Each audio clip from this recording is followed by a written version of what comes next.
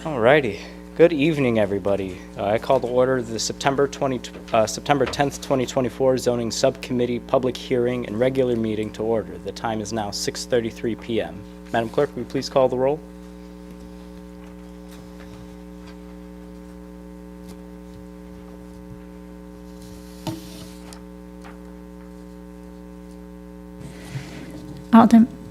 Alderperson Simpson, Present. Alderwoman Scott, I'm here. Alderwoman McAdam, Alderman McNamara, Here.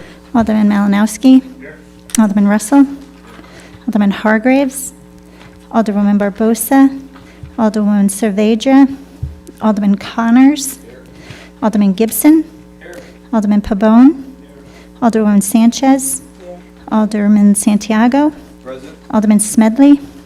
You have a quorum. Thank you. Is there a motion to waive the legal reading? Mr. Chair. I make a Alderman motion Sanchez. to waive the legal reading.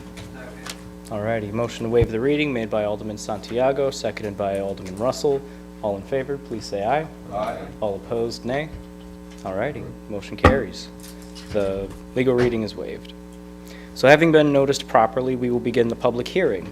Please remember to state your name and address for the record and limit your speaking time to 3 minutes. And I will just make a note that since we cannot disseminate who is calling for what item, we are bundling the public hearing for tonight. So I'm going to go through each item. Just please note for our sake and our clerk which items you plan to speak on. So having been noticed properly, we will begin the public hearing. Again, please remember to state your name and address for the record and limit your speaking time to 3 minutes.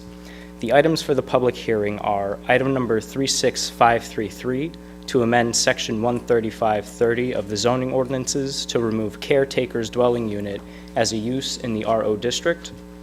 Item number 36534 to amend the sections of the zoning ordinances to establish requirements for named building signs in the central business district. Item number 36535 to amend the sections of the zoning ordinances to adjust dimensional standards and parking requirements in multifamily districts, including the T, A1, A2, and A3 districts. Item number 36536 to amend the sections of the zoning ordinances related to protections for historically significant buildings. Item number 36537 to amend the sections of the zoning ordinances to allow roofed porch to project up to 8 feet into the required front yard. Item number 36538 to amend the zoning ordinances to establish definitions and criteria for certain industrial uses, including truck storage, self-storage, warehouse, and contract storage yard. Item number 36539 to amend the zoning ordinances to establish a zoning permit process. Item number 36540 to amend the official zoning map to change the B1 secondary business district in T2 or single-family dwelling unit 6,000 square foot lots district located along 6th Atlantic Street, and Allen Street, east of Atlantic Avenue, and west of Wilcox Street to the B-1R Neighborhood Business Revitalization District to change the T district located at 191 Allen Street and 290 Lawler Street to B3 district.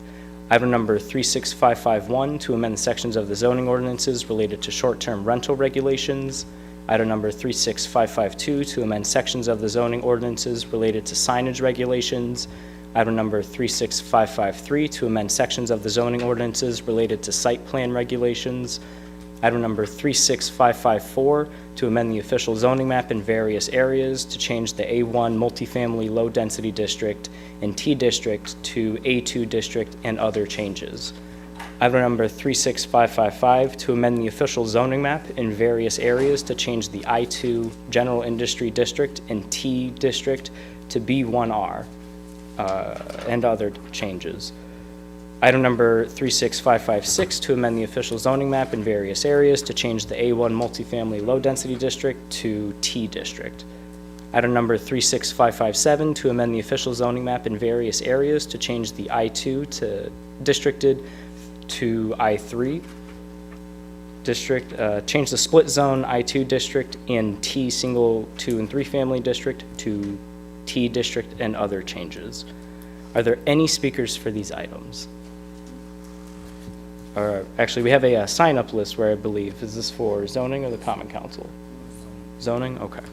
So we have folks signed up. We're going to make it through the people who have signed up, and then if anybody wants to approach the podium or call in afterwards, they're more than welcome to do so. So first on the list, and I apologize if I messed the names up here, we have Mary Flinteracchio, sorry. Philanterakis. One more time? Philanterakis. Philanterakis. All right. The floor is yours. Okay, I'm here to speak on item number 36557 and the South Street rezone, and I apologize, I'm not a really good public speaker. So I would like to thank the zoning board. Thank you for turning our neighborhood into the South Street Industrial Park. You have taken our once quiet neighborhood and turned it into a noisy, awful smelling community. Back in 2000, there were plans of putting a power plant behind the beautiful open field of the once then Reflect site. Me, along with other moms, developed an I Reject the Power Plant group. We worked hard passing out flyers, protesting, because we loved our community and didn't want our children to be exposed to the hazards this could have caused. The power plant was squashed. We didn't know why it was squashed. We would like to think our little group had something to do with it. Fast forward to today.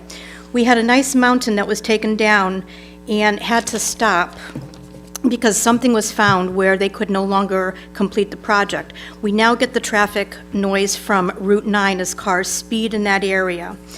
We never heard that before, and I've lived in New Britain for 40 years.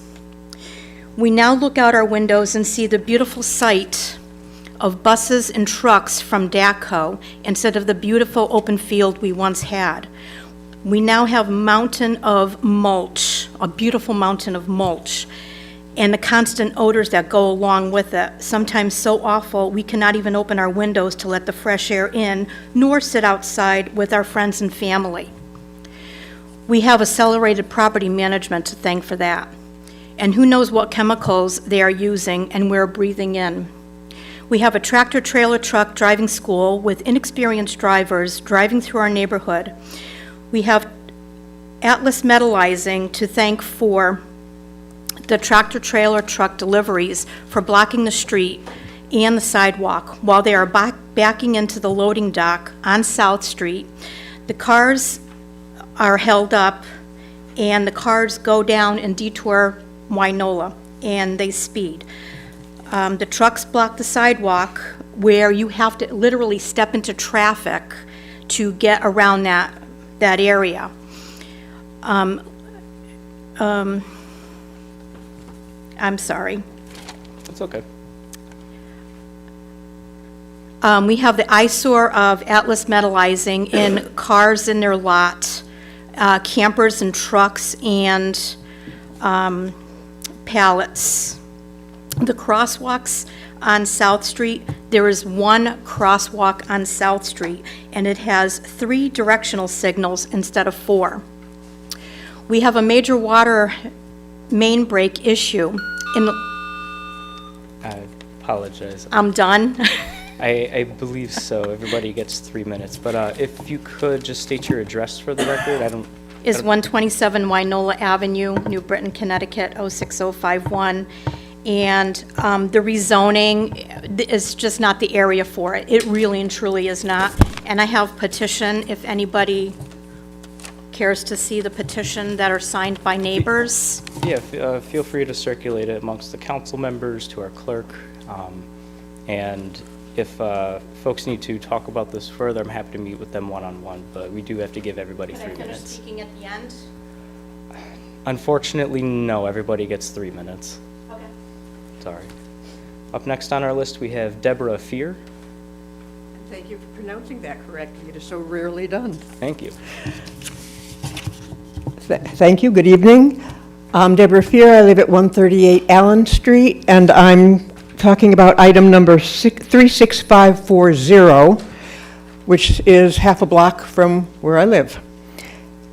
I want to start out by saying I am delighted at the prospect of that rotting eyesore being demolished and ground into dust that sits at Atlantic Street and Allen Street. My concern is exactly what you mean to do with neighborhood business revitalization and neighborhood mixed use. Right now, that end of Allen Street has a noise level that's a combination of the Indy 500 and a stadium packed with hip-hop / salsa patrons. And that's 24/7. 2 o'clock in the morning, it's just as loud.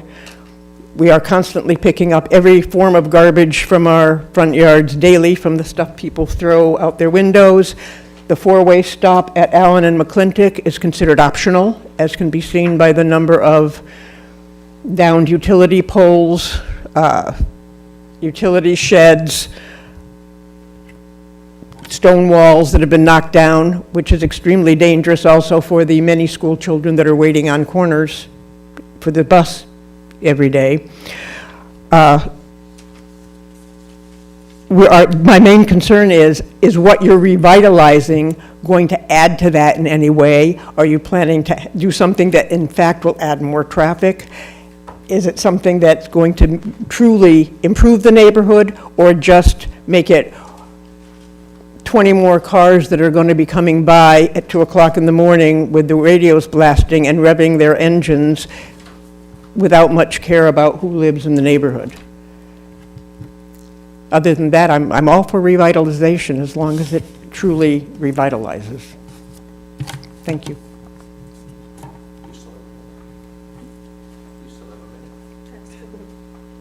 Oh, yeah, I said what I had to say. All righty. Thank you, Deborah. And next up, we have Zbigniew Luchek.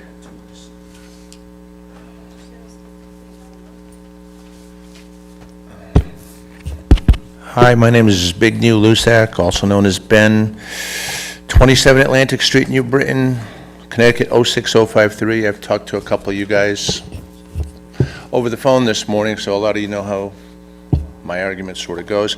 The lady here, she did bring up a few points that I hadn't thought of, but yeah, already it's because of the past revitalization, we have plenty of speeding going on right down Atlantic Street itself, which I've been told is actually not part of the rezoning. However, being on the border of what seems to be maybe a major revitalization project, you're going to have a lot more cars, a lot more possible speeding. And just to reiterate, she did say, and I was going to bring it up, she stole my thunder. No worries. There's a lot of kids in the morning. I drive, you know, I go to work at the time when they're waiting on the buses, and I mean, I have to wait for the buses, et cetera. So there's tons of kids there, and I'm sure it has nothing to do with just when the time when they're going to school. I see them playing in the streets, you know, it's at all hours of the day. The first thing me and a couple of residents thought of when we saw the signs put up was that obviously, just like the revitalization has to do with finances for the city, making more money, hopefully, right? I think it should be taken into account that some of the stuff that she brought up, that I brought up with some of you gentlemen during the course of the day, we were concerned that even though it turns out Mr. Benjamin told me that, well, you're not actually in the zone it's going to remain residential. Being on, you know, right on the border of such a place, that we're thinking, well, you know, our homes are worth this much, some of them, myself included. This is my quote-unquote nest egg. You're going to, you know, tear out another $50,000, $100,000 of equity on me and stuff, for instance, you know. I was told that I don't have to worry about possible taxes being raised because that'd be a double whammy. I don't know how that works. I was told, I asked, as the lady asked, we would like specifics. What is actually going to be done in this revitalization that would help us to make a proper argument for or against? We might like what you guys have in mind, but we don't know. One gentleman told me that, well, you know, the city technically does not have to tell you. And it's like, that seems patently absurd. You know, how can we make a decision without all the facts? I think that between what she said and what I said, that pretty much says it all. It's a financial thing, you know, we don't want to lose our equity in our homes, because obviously the city wants to make more money, but it's not at the expense of your residents, I hope. I used it all. Perfect Thank you. timing.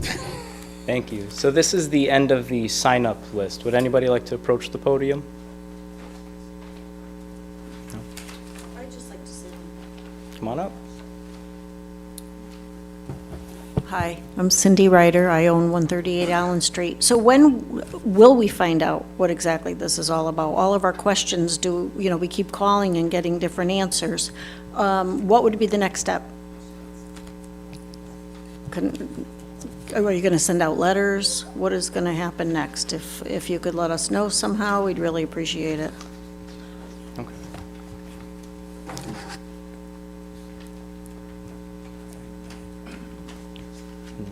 Oh, come on up.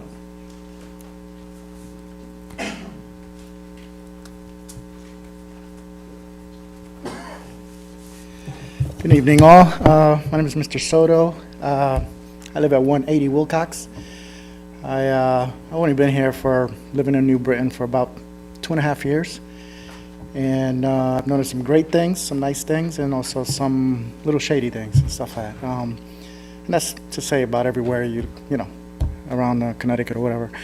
My only concern is, by putting this property, whatever you're going to do, I'm worried about the after effects and all that stuff. Is it going to devalue my home, depending on what you're going to put there? As it is right now, sometimes, not for nothing, but sometimes at nighttime, like that space is empty, whatever, people come, I see them park in front of my house. I've called the cops on drunk people just parked in front of my house. Also found like condoms and things around, I don't know what the heck they're doing. I'm worried about that. If they build something there, is there going to be enough parking and stuff like that? Because as it is right now, I got some apartment complexes up the road that park right in front of my house and stuff like that, because they don't have enough parking. Is it going to be, well, depending on what it is, if it's going to be apartments, who's going to be moving in there?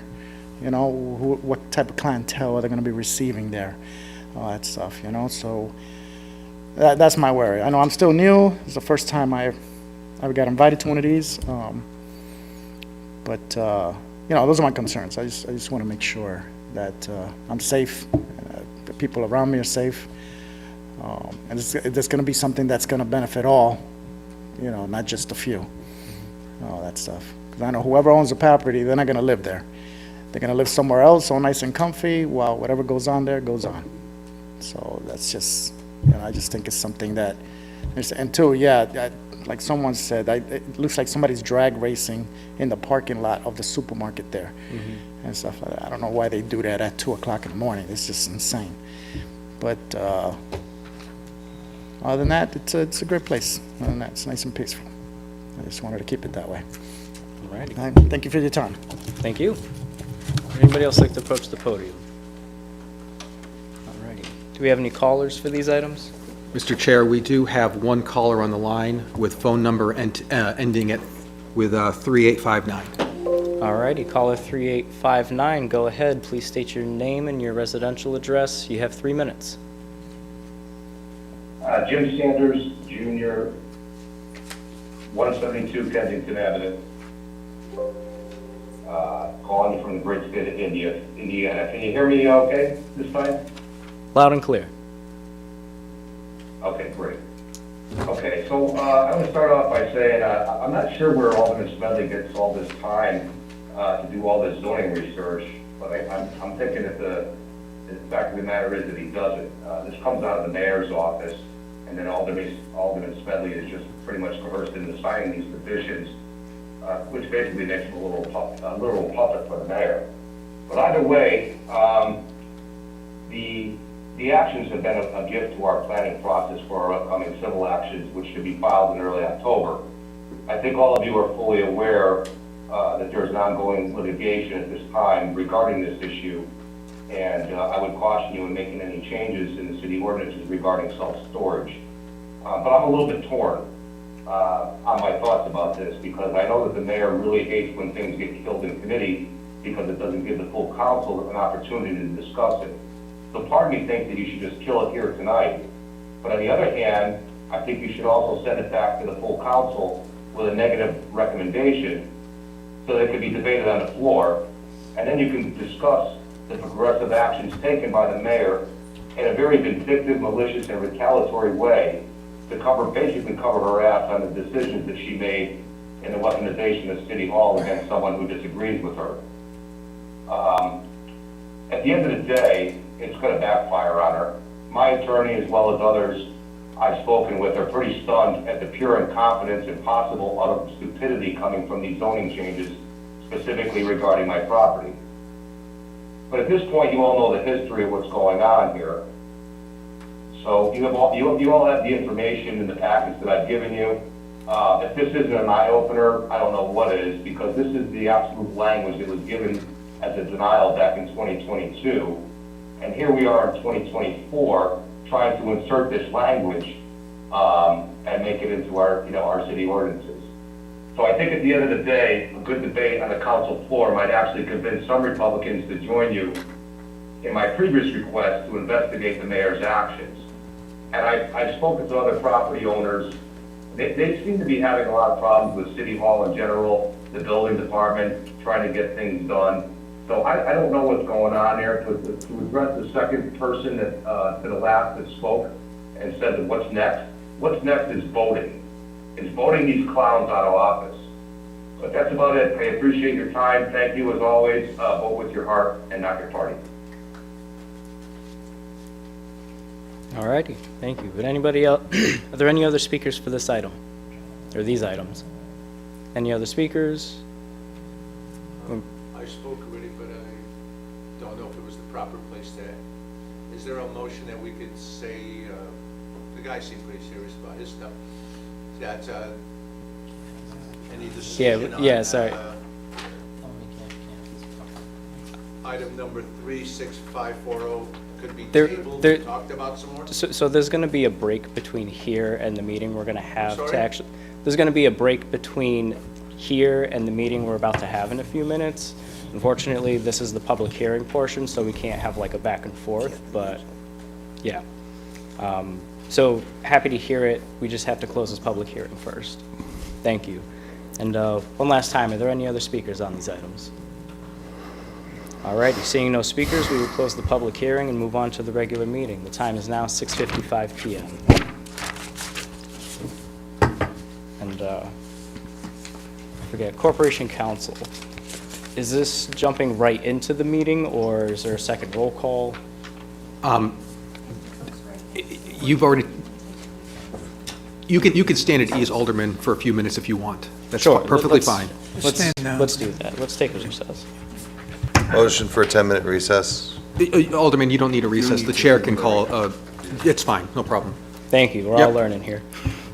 Just for clarification, the audience members who are here, we're taking a break so that we can engage with you for a few minutes to explain what's about to happen. We are going to discuss, and there will be a presentation on all these zoning changes from Mr. Benjamin and Mr. Cormier tonight with pictures and slides involved. So I invite you all to remain for the next portion of the meeting. Thank you.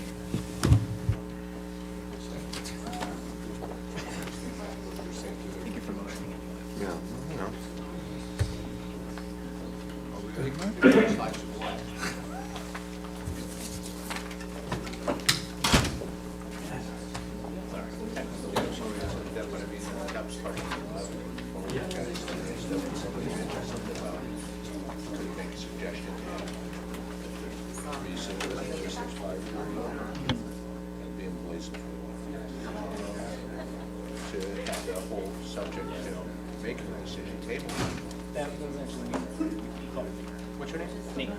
Nate? Because you guys are playing musical chairs up there. Yeah, we should say he's our majority leader. I remember us talking to this gentleman. So he I chairs. talked to like 3, 4, 5 of you guys, and I'm struggling to get work done, so I got it done too. I was doing delivery, so like I could have got a ticket every 2 seconds for talking on the phone while I'm driving, you know? But, yeah, it was Mr. Benjamin.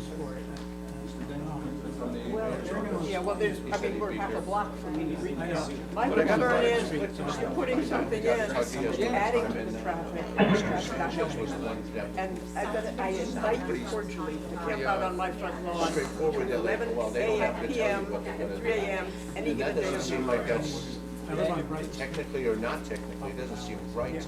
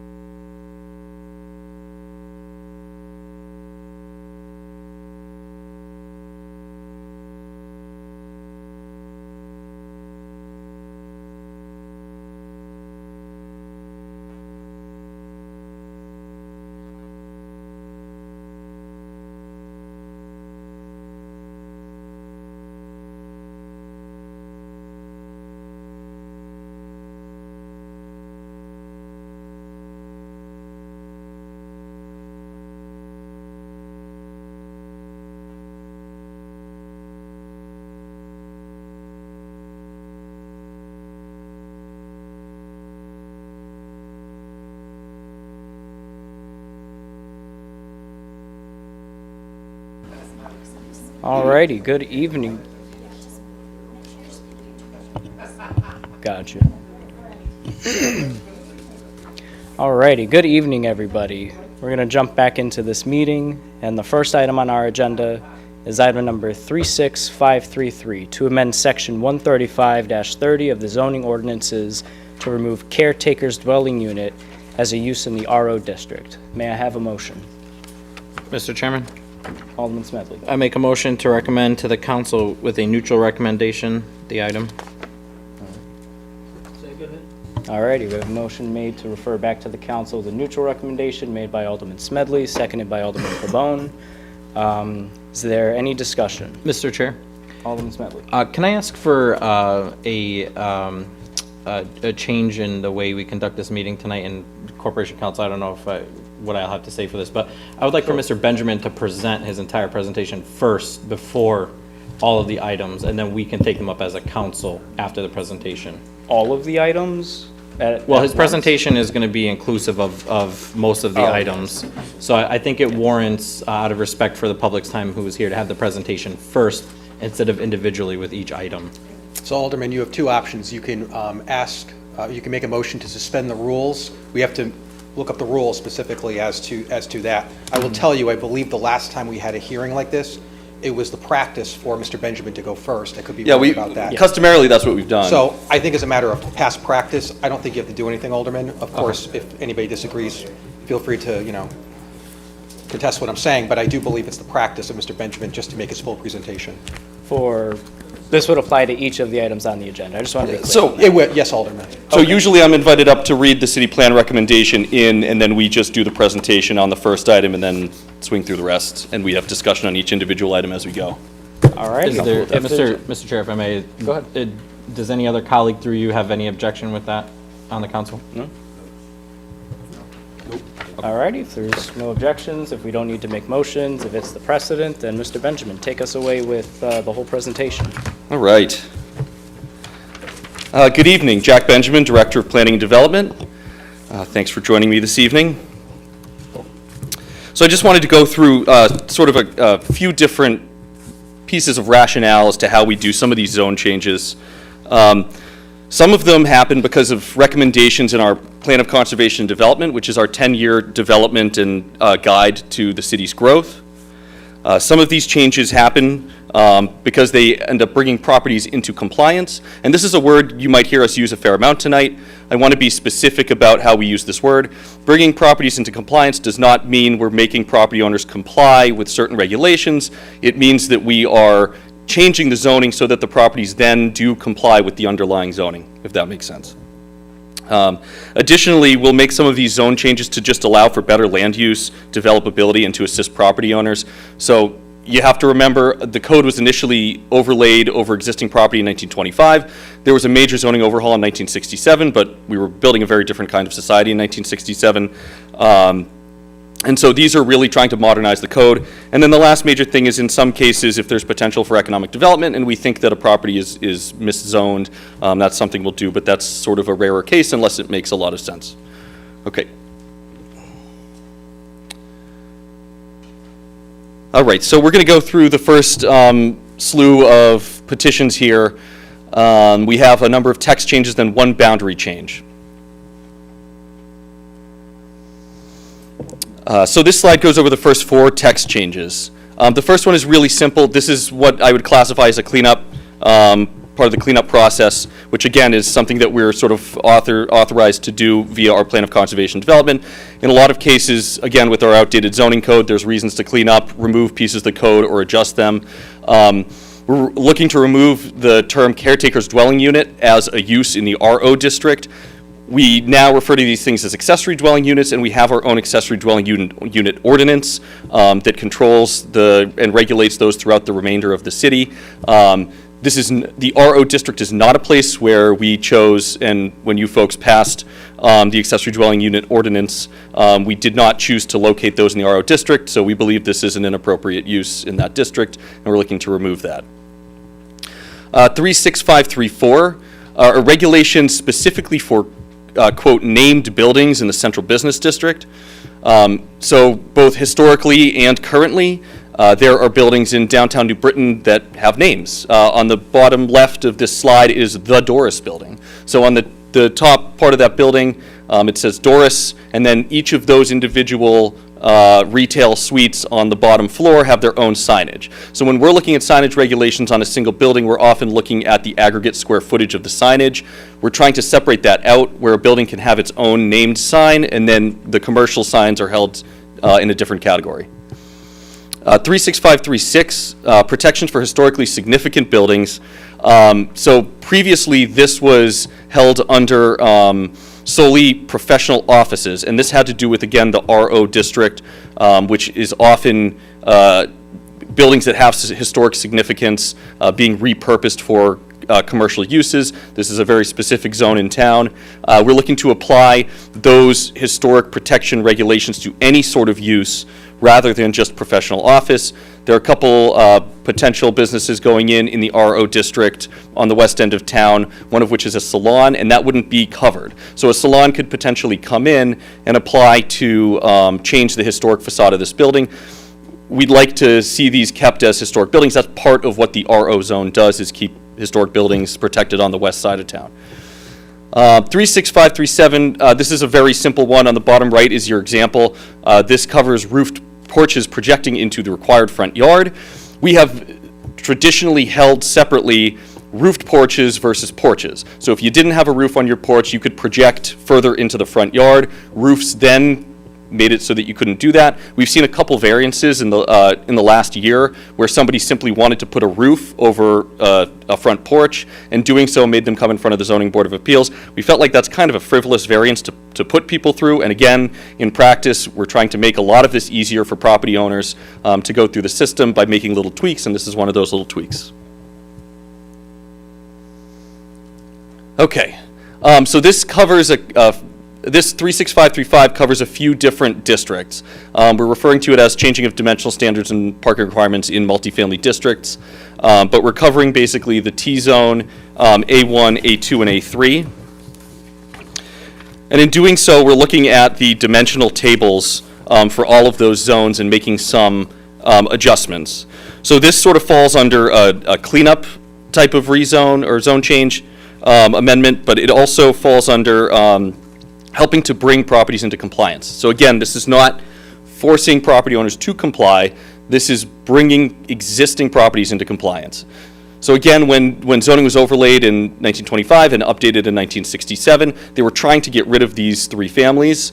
About 100 plus years later for many of these, they've endured a century in New Britain. They're great ways to house people. A lot of them, most of them, are really well kept. And you wouldn't be able to build these in their current zoning district. So a lot of the issues we tend to run into is a current owner of one of those properties wants to do something to their existing property, put a deck on the back or a porch or otherwise adjust their parking situation, and they're not able to do so because of the setbacks. So in some of these cases, especially in the T district, we're looking to reduce a couple of those setbacks, including the front yard, down to 15 feet. That's in the T zone. Right now it's at 25, which if you look at, let me bring you to the next slide just to show you how we did the analysis. So there's a lot of text on this page, and it's really hard to see, but if you look at the green and the red, you basically see how much is red. Red is showing you the setbacks in the existing district. So what we do here when we do a zoning analysis is basically look at a sampling of properties from different districts and determine how compliant those properties are with the existing zoning regulations. So the idea here is to change the setbacks and to reduce the number of red you would see on the screen. Front yard setbacks, there are very few existing properties in the T zone that are 25 feet from the street. By reducing it to 15 feet, you're helping these properties comply. You're making it easier for property owners to make adjustments and improvements to these properties. Again, in our opinion, in the opinion of folks in the city, the professionals who helped us with our plan of conservation development, the city's housing stock, the city's triple-decker housing stock are great ways to house folks. They survived an attempt for them to be zoned out of the city, and now we're trying to change some of that zoning back. And you primarily see sort of 3 and then those perfect 6s in T and A2 zones, which are part of this petition. Additionally, under A2, go back to this slide, or in A1, we are making a couple adjustments too. That's, again, front yard setbacks, side yard setbacks from 30 to 15 feet, and then side yard aggregate down to 30 feet. We're also adjusting coverage of the required rear yard and then height in the required rear yard. There were not previously requirements for those, and we are instituting those requirements.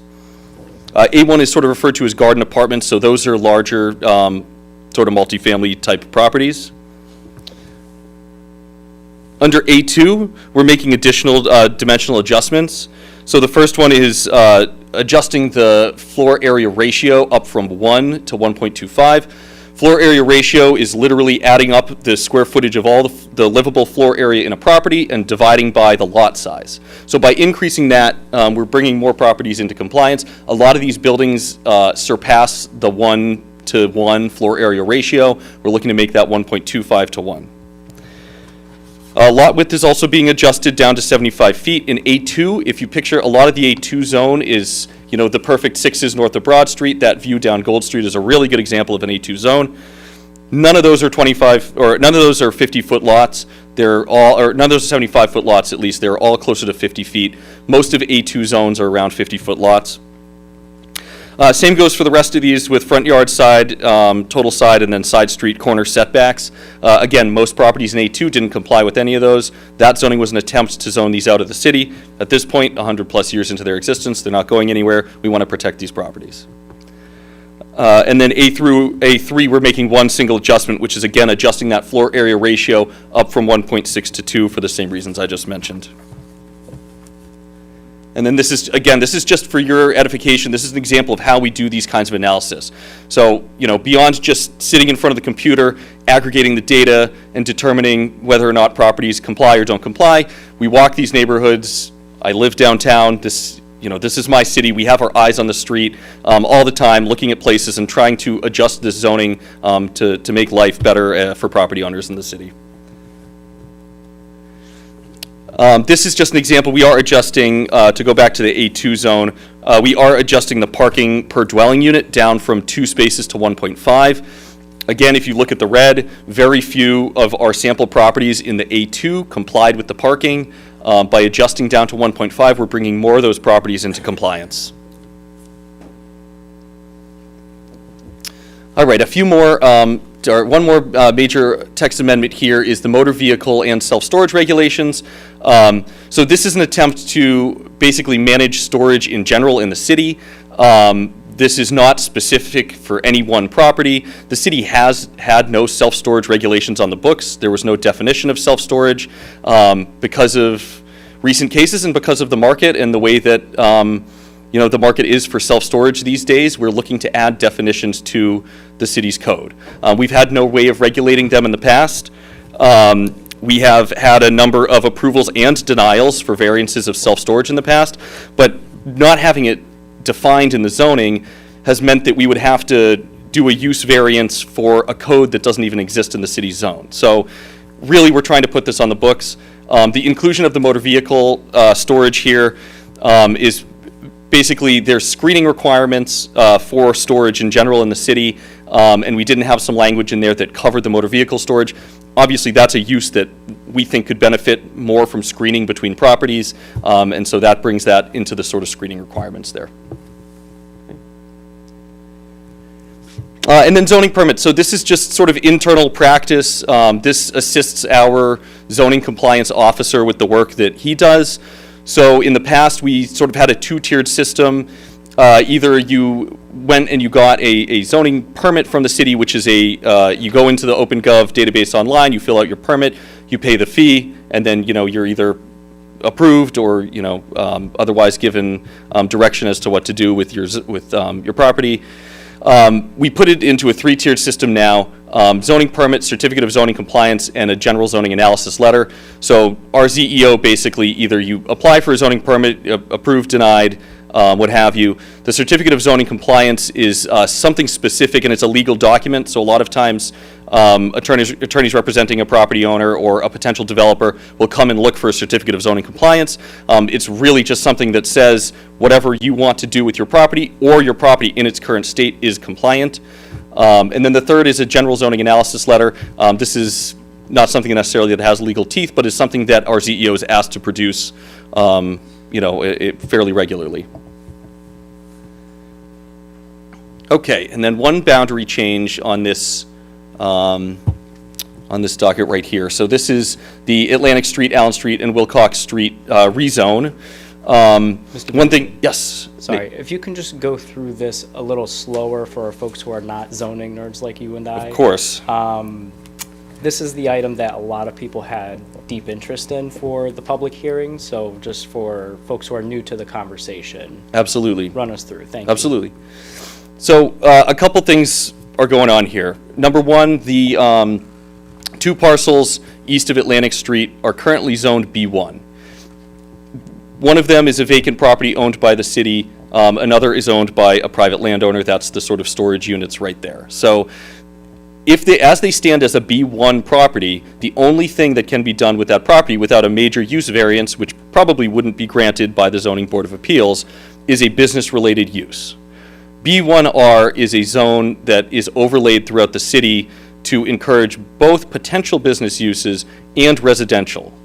So B1R, and the other thing to note is that the 2 parcels right there zoned B1 are technically a spot zone. So 1 or 2 parcels alone are a spot zone. Our plan of conservation development, the state of Connecticut, do not encourage spot zoning. So what we did was we brought our B1R district all the way across and then brought the B3 district over 1 block to match. So that is an attempt to, again, build more of a zoning district, eliminate the spot zoning, which was present here.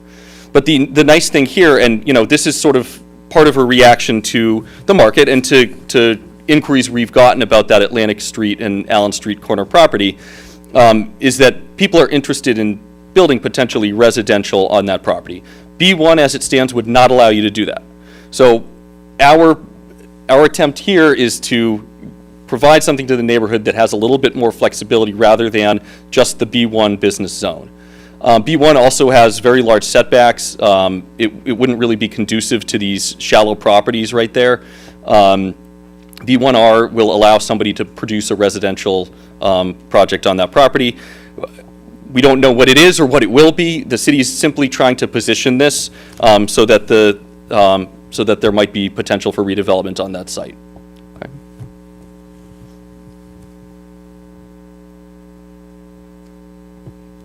All right, we're going to switch to another presentation.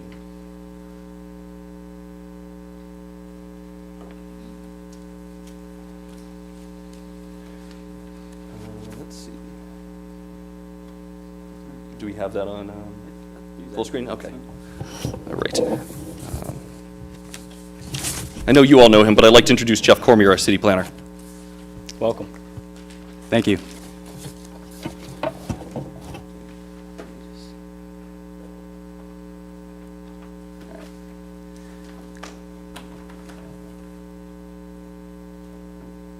Oh, is this not on the screen?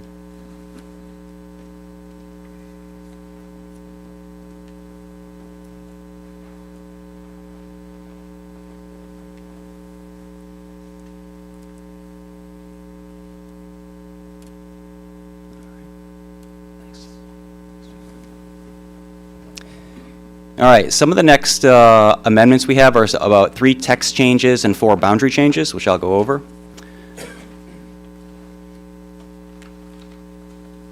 So the first one is petition 36551 regarding short-term rentals. So you may understand short-term rental is basically an Airbnb, a Vrbo. Essentially what's happened at some towns since they've come out, some towns have a lot of these where people come out and they start to rent things out, but the state statutes did not permit regulations. They didn't explicitly allow towns to regulate them. Some towns did it anyway. In the last legislative session, the state came out with a public act that allows towns specifically to regulate short-term rentals.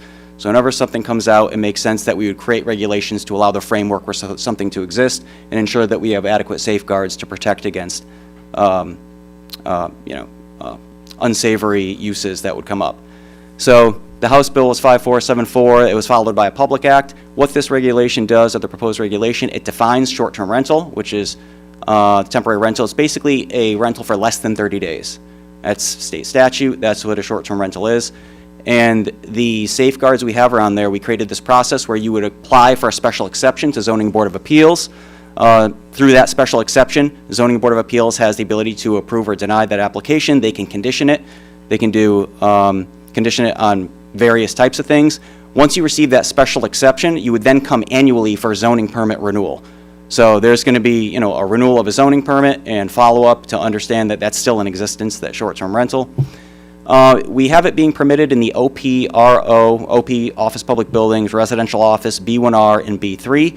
These zones are generally allowed for multifamily, so we are not allowing it to go into single-family zones, S1, S2, S3. So, you know, if you're renting out something, you presumably already have a unit on the site, it would be allowed in certain zones that have multifamily uses as a permitted use.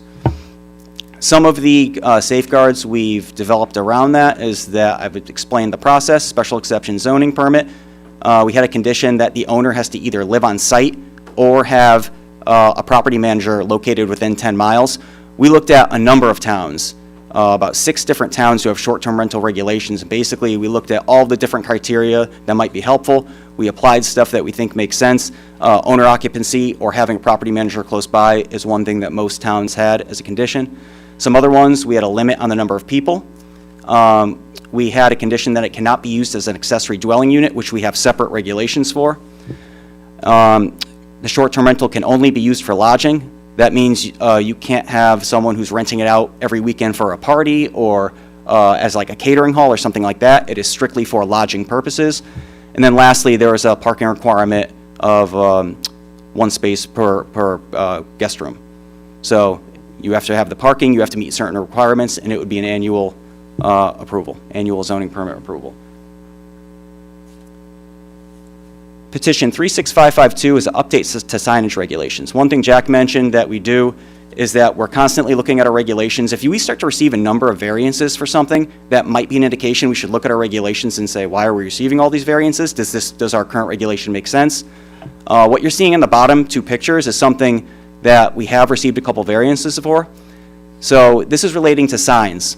So the first thing we were looking to do was remove, there is currently a requirement to have 3 feet of clear space between a ground sign. So what that means is if you're going to have a sign, the bottom of that sign, you have to have 3 feet of clear space. What that requires is then someone to have a taller sign, which could actually impede sight lines, and it would not allow you to have, for instance, that bottom left picture of the Jerome home. That's a standard sign that has been approved. We've seen throughout town.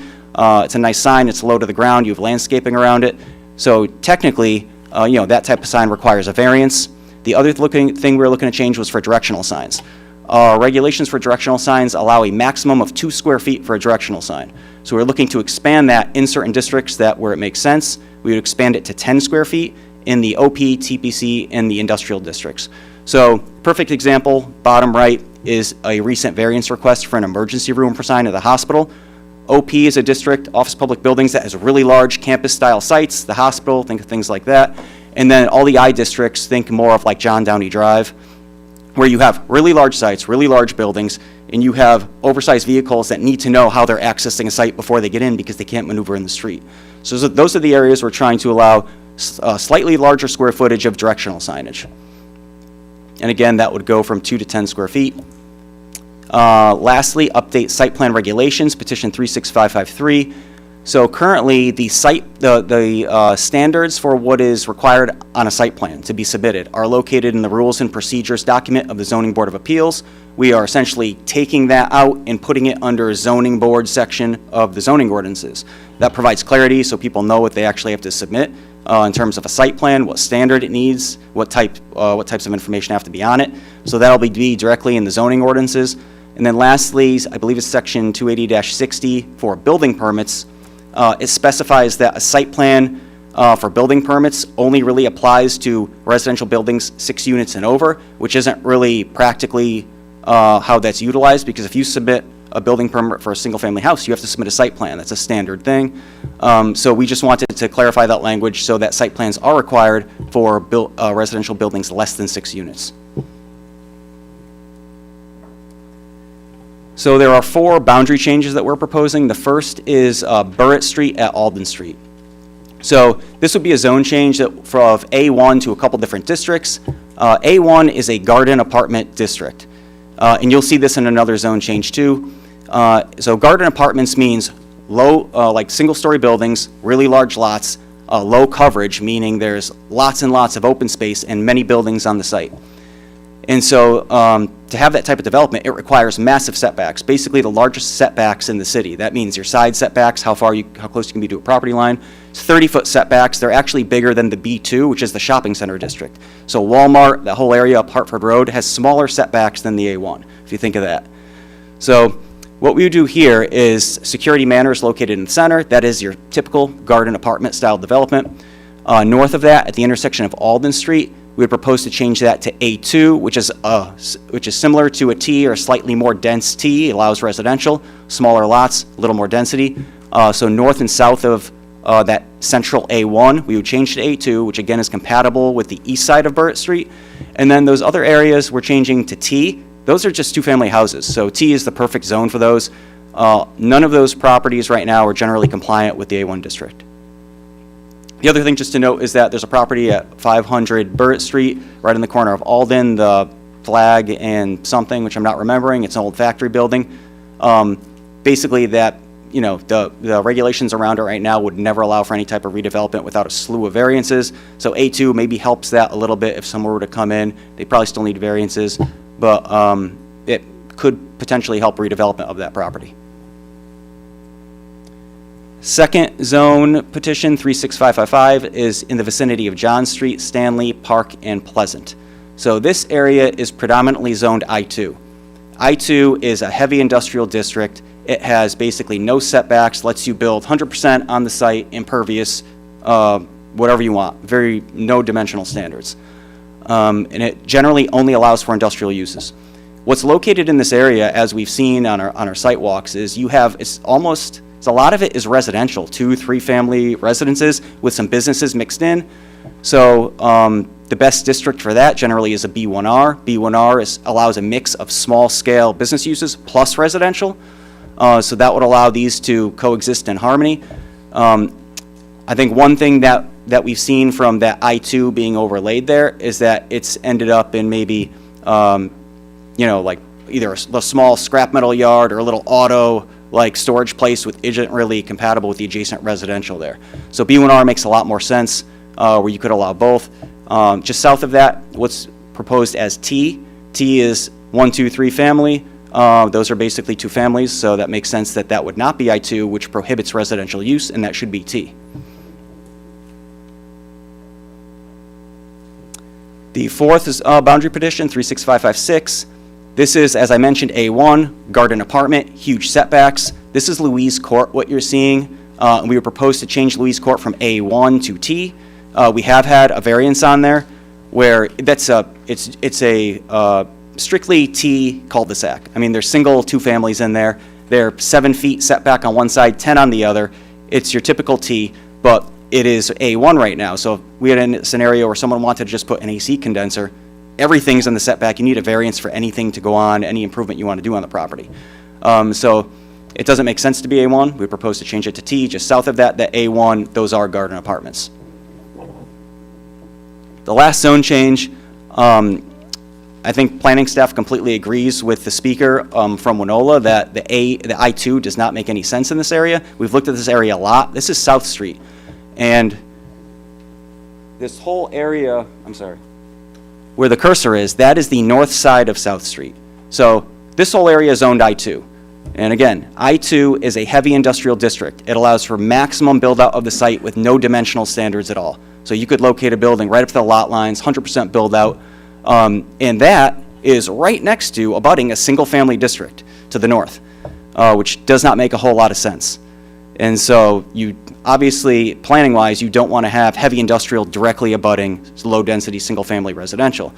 So looking at it, you do have in that area on the north side of South Street, the areas we would propose to change back to T, which is compatible in part of the other district right around it, allows single 2, 3 families. Those are residential, solely residential properties.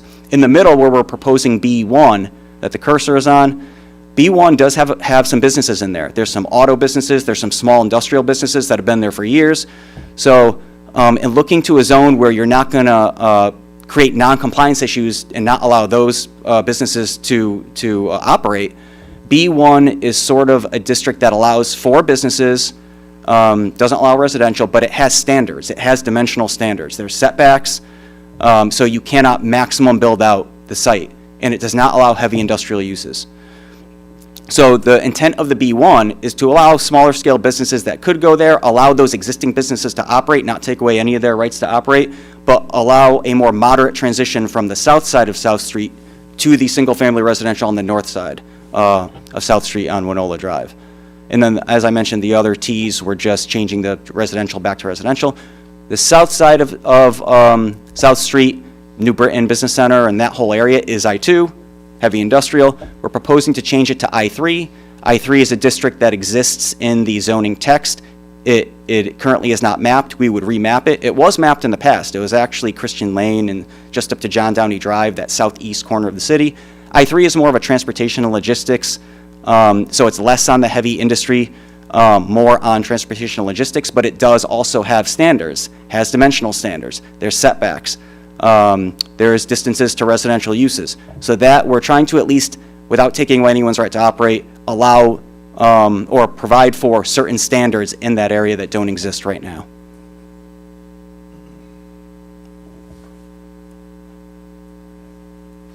And I believe that is it, if there's any questions on any of those. All righty. So for our first agenda item, I would like to just call up Jack Benjamin again to read up the City Plan Commission recommendation on the first item. Good evening, again. Excuse me while I get my act together here. Mr.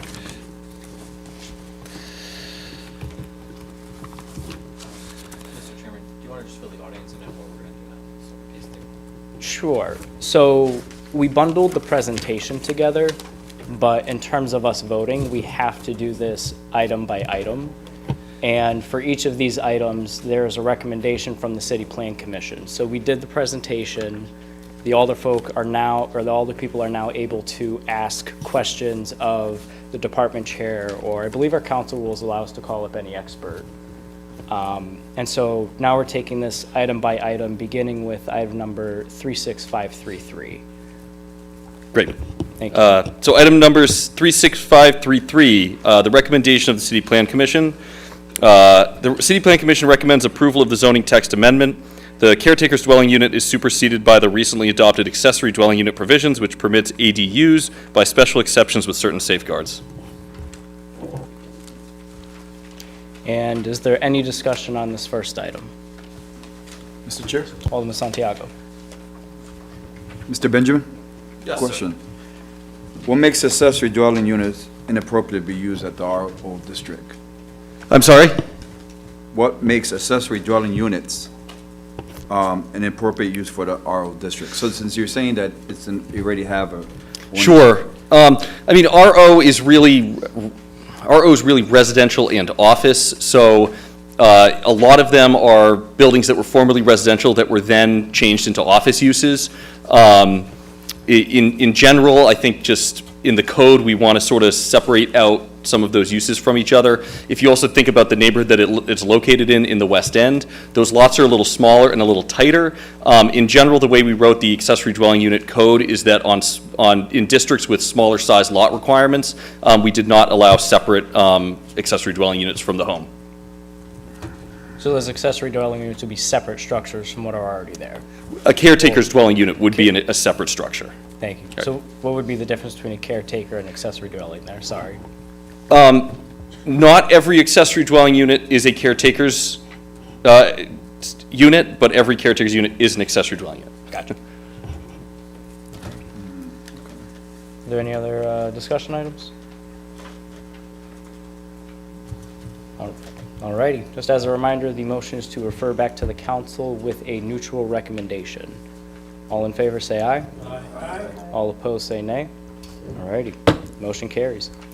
The second item on our agenda is item number 36534, to amend the sections of the zoning ordinances to establish requirements for named building signs in the central business district. May I have a motion? Mr. Chair, Alderman Smedley. I make a motion to recommend item 36534 to the council with a neutral recommendation. All righty. We have a motion made by Alderman Smedley, seconded by Alderman Russell, to refer back to the council with a neutral recommendation. And I'm going to call up Jack Benjamin again to read in the City Plan Commission recommendation. On item number 36534, the City Plan Commission recommends approval of the zoning text amendment. There's been increased development activity in the downtown in recent years as new mixed-use buildings are being constructed. The proposed regulation permits appropriately sized identification signage for large-scale buildings in the CBD. Is there any discussion?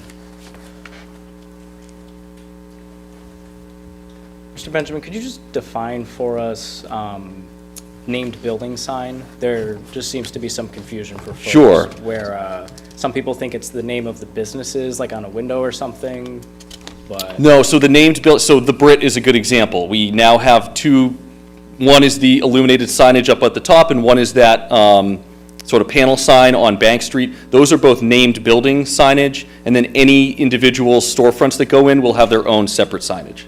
Gotcha. So just for example, the building, the Andrews Building, right? Yep. I don't know if it's Victorian, but it's an older structure, has the name Andrews up top. That would be a named building sign. Perfect example. And then the restaurants that go in on the first floor, such as, I think formerly the Hook and Ladder, those would be businesses not impacted by this. Correct. Thank you. All right. Is there any other discussion?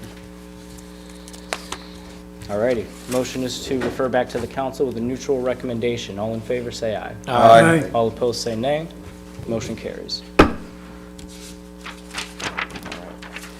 Third item on our agenda is item number 36535, to amend the sections of the zoning ordinances to adjust dimensional standards and parking requirements in the multifamily districts, including the T, A1, A2, and A3 districts. May I have a motion? Mr. Chair, Alderman Smedley. I make a motion to accept and refer to the council with a neutral recommendation, item 36535. All righty. We have a motion made by Alderman Smedley, seconded by Alderman Russell, to refer back to a neutral recommendation. I'm going to call up Jack Benjamin again to read into the record the City Plan Commission recommendation.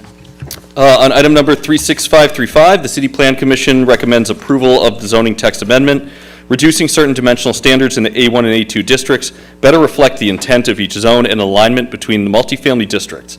Reducing the parking requirement in the A2 zone brings more properties into conformance and lessens the amount of impervious surface required in the medium-density district. All righty. Is there any discussion on this item? Alderman McNamara. Thank you, Jack. I think this change stipulates 1.5 Parking vehicle spaces. parking Yeah. spaces per dwelling unit. Yep. And by impervious, you don't want to create more flooding? Is that what's behind that? Yeah, I mean, we're under EPA order in general to reduce impervious surface, so anytime we can help do that via zoning, that's certainly something we try to do. We're even looking at instituting a zoning ordinance in the future that for properties that are not using their entire, say you have an overpaved parking area, you're using only a percentage of that pavement. This is mostly going to apply to commercial businesses. But you'll be required to dig that up and plant or put down some sort of pervious surface. So yes, and that's part of the reason why we reduce parking requirements in general, also in residential zones. So I'm a tenant with 3 bedrooms, and I have 2 children. One works out at the mall, and the other goes to the University of Hartford, and we have 4 cars. What do we do? Well, I mean, right now there is on a lot of these properties parking space available. What this is really doing is reducing the requirement, right? So if you look at a lot of the A2 zone, this parking does exist. Oftentimes it's stacked, so it's not sort of side by side, rather it's in a single driveway. This is not impacting any existing property. This is for new development.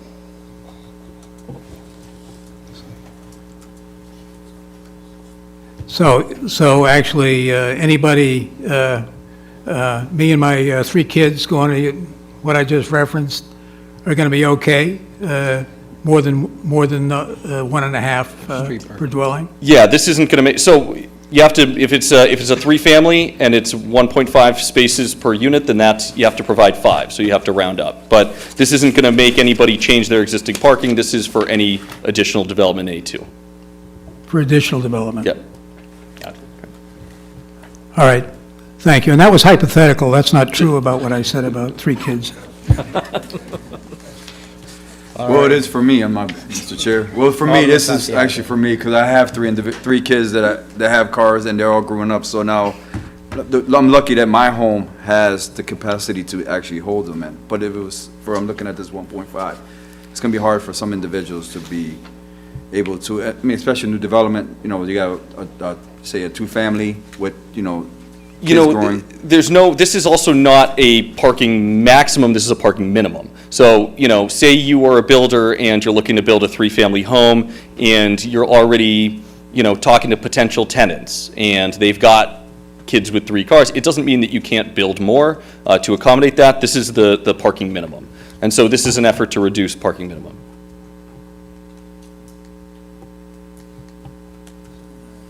All righty. Any other discussion? All righty. Seeing no further discussion, the motion to refer with a neutral recommendation is on the table.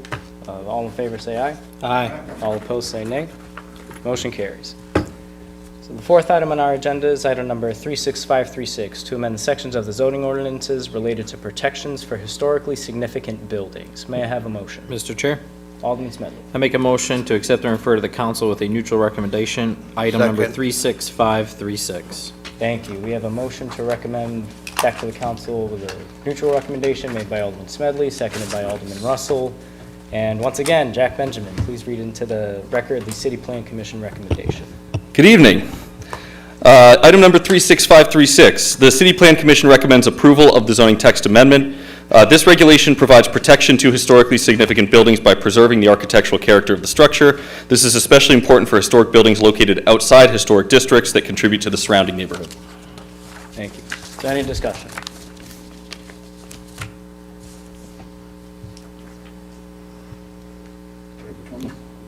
Number 4. We're on number 4. Number 4, historic. Once again, any discussion? No. All righty. Seeing no further discussion, the motion refer with the neutral recommendation. All in favor say aye. Aye. All opposed, nay. Motion carries. 5th item on our agenda is item number 36537, to amend sections of the zoning ordinances to allow a roofed porch to project up to 8 feet in the required front yard. Mr. Chair, Alderman I Santiago. make a motion to refer to the council with a neutral recommendation, item number 36537.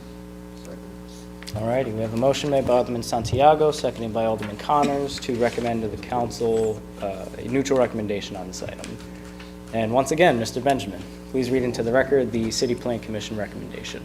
Item number 36537, the City Plan Commission recommends approval of the zoning text amendment. A front porch containing a roof is a common home improvement that can increase the aesthetic appeal of a building, its property value, and livability for the occupants. A roof is a typical component of a front porch and should be included in this provision. All right. Is there any discussion? Alderman Smedley. Thank you, Mr. Chair. Mr. Benjamin, and excuse me, I don't know the exact zone, Allen Street and Carlton Street, Roma Restaurant on the corner, as an example. Across the street, there's some business fronts on Allen Street, south side of Allen Street. That's B3. T3. So B3, yeah. B3. Okay, so this would not apply to that area then? B3 has 0 lot line setbacks, I believe, so you can build right up to the property line regardless. And it can be a covered porch? And it can be a covered porch, correct. This is really focused on residential properties that have 25-foot setbacks, and somebody wants to add a roofed porch to their front yard.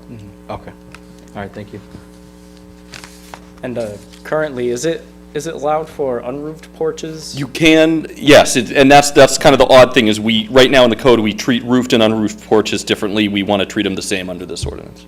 Thank you. I'm sorry, so I can build a 24-foot deck in my residential neighborhood on my front lawn right now, unroofed? Are you in B3? No.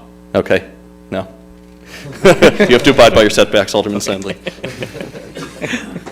I might be in B3, though. I don't think you are. All righty. Any discussion? All right, seeing none, the motion to refer this back to the council with a neutral recommendation. All in favor say aye. Aye. All opposed say nay. Motion carries. The sixth item on our agenda is item number 36538, to amend the zoning ordinances to establish definitions and criteria for certain industrial uses, including truck storage, self-storage, warehouse, and contractor storage yard. Mr. Chair, Alderman Smedley. I make a motion to accept and refer to the council with a neutral recommendation, item 36538. All right, I have a second made by Alderman Gibson. And at this time, I would like to call up Jack Benjamin again to read into the record the City Plan Commission recommendation. Item number 36538. The City Plan Commission recommends approval of the zoning text amendment. Establishing regulations for self-storage facilities provides appropriate safeguards to mitigate impacts to residential neighborhoods by permitting the use in an industrial district. In addition, other industrial uses, including truck storage yard and contractor storage yard, should be subject to the same standards for similar automotive uses with regards to screening and landscaping. Is there any discussion on this item? Alderman Smedley. So, Mr. Chair, through you to Mr. Benjamin, I want to clarify, and we do have regular conversations on the phone, yourself, Mr. Cormier, and I, about these zoning changes. So contrary to Mr. Sanders' slanderous and immature remarks on the telephone, I am aware of what's going on. These are to establish definitions for storage units and warehouse and contractor storage yards. Yeah, I mean, in regards specifically to the self-storage, we have never had a definition on the books, which is no way for any municipality to operate, especially when it's an increasing use. There's, you know, there are growing demands for self-storage in some cases, and in some cases, companies are just looking to build more of it. It's seen as a good investment in a lot of places. Is not always the right use for a neighborhood, and without having those regulations or definitions on the books, there's really no way to regulate it. Thank you. Thank you, Mr. Chairman. No worries. Alderwoman Scott. I have some concerns with this one, and I think since there is an ongoing court case, that we shouldn't be having this conversation right now. So, yeah. I just have some concerns with this one. Alderman McNamara? Or Yeah, are you done? Are you all set? Yeah. All right, Alderman McNamara. Jack, you referenced that we don't have it on the books to cover this sort of thing. Do you know if state law makes a distinction between a warehouse and a self-storage facility? There is case law that definitely makes those distinctions very clearly, that warehousing and self-storage are different things. There's case law that discusses the fact that, you know, and one of the things we have to consider all the time with zoning and land use in general is the interaction between members of the public or potential patrons or tenants or residences and the property. And one of those things is warehousing is by and large done by a single entity who may take materials, supplies, items on behalf of a business or individual and store them for them. Self-storage is very different. Everybody gets a key fob, can access the building oftentimes 24 hours a day. They're incredibly different when it comes to regulating from a police perspective and public safety perspective. Do you know how many self-storage facilities we have in New Britain at this time? Do we have that handy, Jeff? We do. Give me 1 second, please. Wow. Well, let me just follow up. In terms of case law, are you referring to Connecticut Yes. statutes? Yes. Let me see if I can find you the number. We do have a list of what we have approved and denied with self-storage in recent years. I know in West Main, there's been an expansion of that where the old Shaw's Market used to be. Yes, correct. What did I do with it?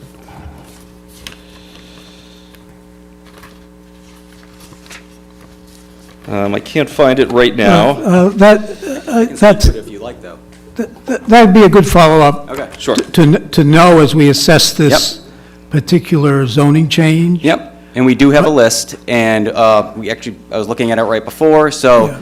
there's about 3 to 4 that were pre-existing, going back to probably the 60s. There's an old one on Smalley Street, there's one on Kokomo, and those were just older ones that existed for years, so I'm not unsure of any approvals they received. The most recent ones, what we have on record from 2002 forward, every self-storage that has applied has come in for a variance. So the zoning regulations are permissive. That means if something's not explicitly defined, it's not permitted. So the whole point of putting regulations on the books is that you could actually properly regulate the use, oh, that's right here, and that you would not have to send everything for a variance. So the newer ones you're thinking about, 1055 West Main, those all came in for variances. So the list, we have 1, 2, 3, 4, 5, 6, 7 of them. We have about four of them that have just probably pre-existed for a while. You're looking at the Smalley Street, 1 Hartford Square, 145 Kokomo. The one on Allen Street, which is part of the zone change, was an old, not even used anymore. That was a self-storage. Since That's an abandoned, that self-storage? I hope it's not being used. I don't think it's being used. Is Where it? the old Ingenito florist Oh, is used it to the be? one, it's the one right next to those two properties. The one the city owns, it's the one next to what the city Okay, owns, right? well, Okay. That's good information. I must say, though, I have a doubt in terms of the state law and the definition of warehouse and self-storage at this point. So I just respectfully ask that, make a motion to table this item. All righty. Second. We have a motion made to table this item by Alderman McNamara, seconded by Alderman Santiago. We don't have a discussion on table. Correct, Alderman, no discussion. Thank you, all righty. Roll call vote.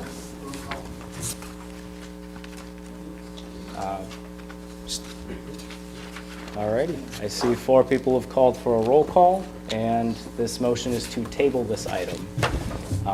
Madam Clerk, I believe, will you please call the roll?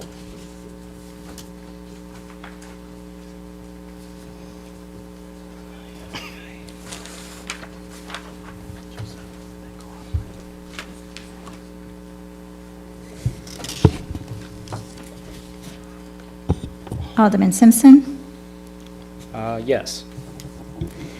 Alderwoman Scott. Yes. What was it? I didn't hear what you said, I'm sorry. Yes, to table. Yes. Alderwoman McAdams, Yes. Alderman McNamara, Yes. Alderman Malinowski. Alderman Russell. Alderman Connors. Yes. Alderman Gibson. No. Alderman Pabon. No. Alderwoman Sanchez. Yes. Alderman Santiago. Yes. Alderman Smedley. No.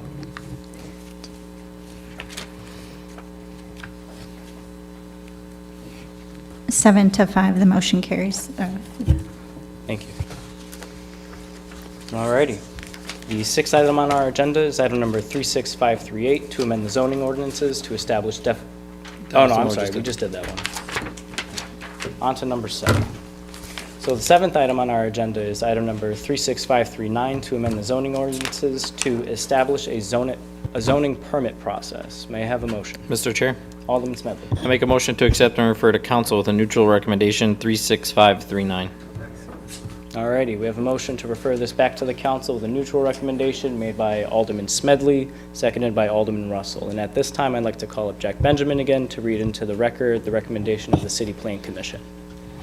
Item number 36539, the City Plan Commission recommends approval of the zoning text amendment. Establishing the zoning permit section clearly identifies the types of zoning reviews, their procedures, and application requirements. Thank you. Is there any discussion on this item? All righty, seeing, Could I just, as a point of information, Jack, is this pertain to the new CEO, Jack? Yeah, zoning enforcement. And does he supplant the main building official who we all used to know and love? No, he's, so we haven't actually, I mean, up until Konrad Mijnevich was hired, we didn't have a zoning enforcement officer with the KZO certification. So not supplant, he amends and improves the power of the building department.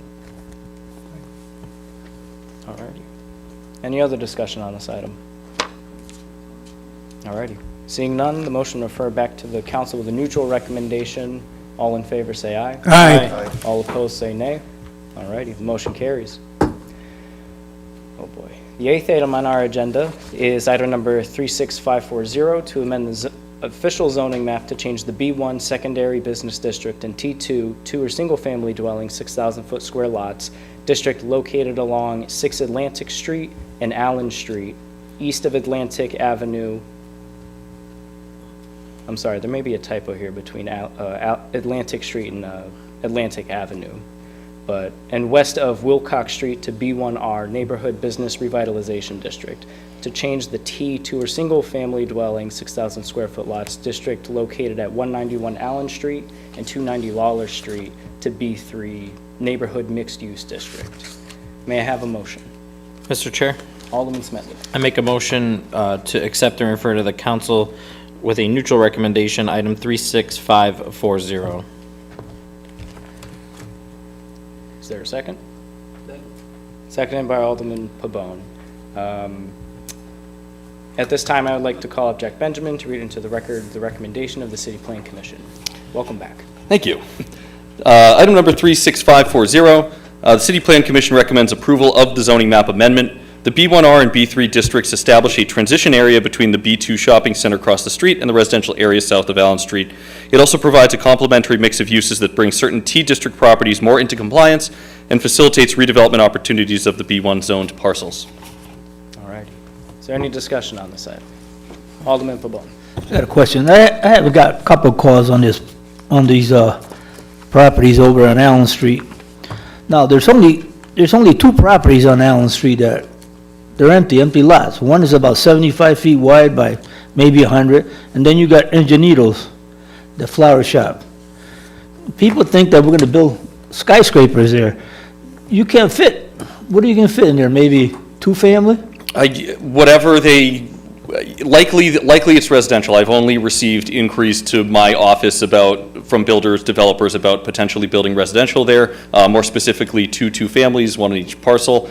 What I can tell you also is that they would require variances, so this is far from the final stage of review. Additionally, it's currently a B1 zone, meaning only business uses would be allowed at this juncture. B1R allows for a mix, either business or residential uses. So that's not going to cause that much traffic then? Again, Not with those 2 lots. It's providing an opportunity to build a mix of uses, including residential, which would obviously be a lot less traffic than what a B1 zoned parcel would be likely to produce. Okay, thank you, sir. Alderman Smedley. Thank you. So just in layman's terms, right now it's currently zoned as a business district, which could attract more vehicular traffic in and outbound on Allen Street. Changing it to B1R will most likely significantly reduce that traffic because it becomes residential, or possibility for residential, which would have standards for parking spaces per. Correct. Currently, as B1, it's a business-only district. Correct. We would like to give it the opportunity to host residential uses. Which would be calming to traffic, obviously. One more question to you, Mr. Chairman. The end section on the corner of Wilcox and Allen becomes B3. That currently is the lot that just got cleared out by Family Dollar, that's correct? Correct. Are there any inquiries to your office for that lot specifically? The owner is interested in potentially building there. They don't know what it would be yet. That is an extension of the B3 zone to the west, so that is matching the existing B3 zone on the other side of Wilcox. And what is it currently? It's currently T. I can't read T. the printout. Correct. Okay. Okay, and he has no specific inquiry as No. to what the business would possibly become there? Okay. Mr. Chairman. Alderman McNamara. So Jack, the concerns hearing from residents, as Willie noted, is, they're concerned about their property values and overdevelopment that would upset the character of the neighborhood in terms of businesses or larger building. But there are limits to what buildings go in that parcel? Certainly. I mean, specifically with B1R, I mean, that's a lower intensity use than the B2 zone across the street, than the B3 zone further down to the east. B1R uses, or B1R district has dimensional standards, more so than B3, less density than B2, less parking requirements, say, than either of those 2 zones as well. Okay, thank you. Thank you. And just for clarification, just because there's different wording here, is this Atlantic Street or Atlantic Avenue? Atlantic Street. Thank you. Scribner's error. Got you. Though I specifically, none of the properties with Atlantic Street addresses will be rezoned. Got you. I did a lot of typing, sorry. That's okay. Alrighty. Is there any other discussion? Alderwoman Scott. I just want to thank the constituents for coming out and speaking on this, and I want you to know that your voice was heard, and I do have some concerns with this one as well. I do think that there's some concerns with the buses, and I mean, that is where my child took the bus and everything too when she was young, so I hear what you guys are saying, so I just want to make that clear. All set? Okay. Alderman Smith. So through you, Mr. Chairman, to Alderwoman Scott, what are the concerns with the buses, the public buses or the school district transportation? The school buses. So that has nothing to do with this zone change or this ordinance. The school district busing issues should be brought to the transportation department in the school district. The stops are determined by the boundaries of where residents live. I routed school buses for a year and a half of my life, so they are determined based on how many people come from what direction and where, and their curb to door stops. So I think that concern has nothing to do with this and should be raised with the school district, honestly. Thank you. I think constituents have a right to have their own concerns. Sure, they do. There was nothing about Yeah. buses. Thank you. Yeah. We do have concerns. I don't think we have enough information on this to say that we can't have concerns. Through you, Mr. Chair? Sure. Is there any information that we can ask now that Mr. Benjamin can provide? He's the city planning and development coordinator and has the city planner here. This is the opportune time to have the discussion. Well, I think because we don't know what's going to be built there, we wouldn't know, so. Well, we don't know what's can't- going to, we through don't you, know. Mr. Chair. We reasonably don't know what's We going to don't be know. built on any vacant parcel of land that we zone in the city. Right. If may I, Mr. Chair, So if we keep. If I can just frame the question, when these zoning changes go through and they decide to build housing on it, how will that then impact, and Alderman Smedley can also answer this, I feel, how would that impact the demand on our busing requirements? Not working for the Board of Education, I'm not comfortable answering that. I can tell you that currently it is, those two parcels in question are business-only parcels. The amount of traffic that a business would produce on that parcel is likely a lot more than if they were to be residential. Hearing from the folks in the audience tonight, there's a preference for those to be residential. The city will absolutely entertain proposals from builders and developers that are focused on residential uses on those parcels. That's all the interest I expect we get is about residential development. I can't speak to what, whether a two-family house or three-family house is likely to add more children to the school district. I just don't have that data necessarily.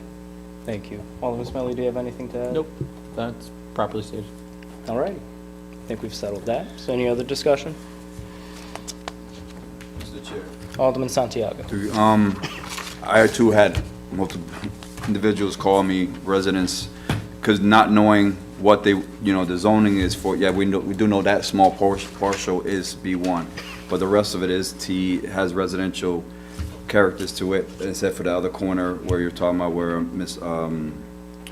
where Family Dollar is across, that's also, I think, B3, correct? I think due to the fact that we got this information today, and it's really good information, I think we need a way to pass it on to the residents that did give us this concern.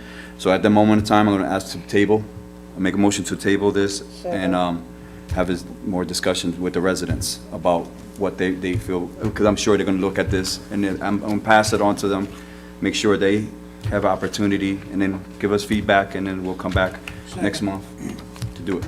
All righty, there's a motion on the table made by Alderman Santiago to table this item, seconded by Alderwoman Iris Roll call. Sanchez.